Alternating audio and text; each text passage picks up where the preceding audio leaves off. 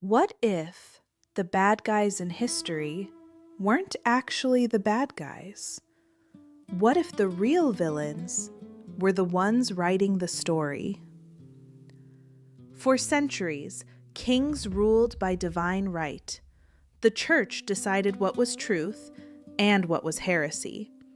And if you questioned that system, you weren't just wrong, you were evil, a heretic, a devil worshiper, or a conspirator. Since the advent of the internet, people have made websites outlining the evil conspiracy of the Illuminati.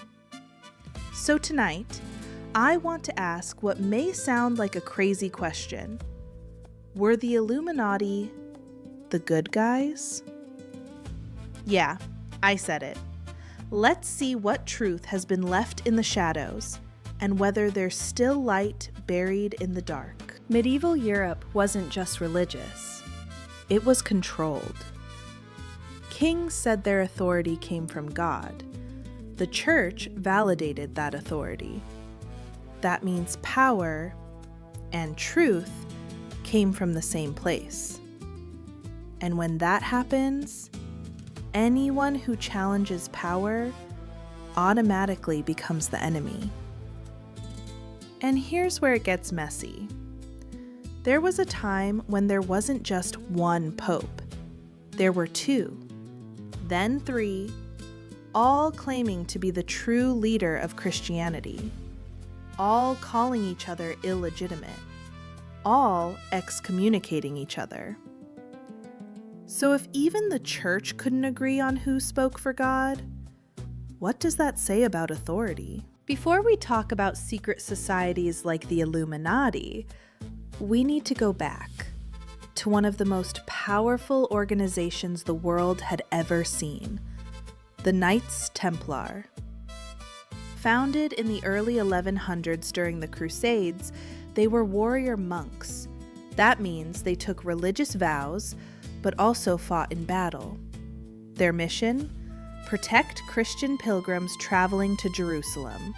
Simple enough, until they became something much bigger. The Templars weren't just soldiers. They became one of the first international financial networks in history. Imagine this.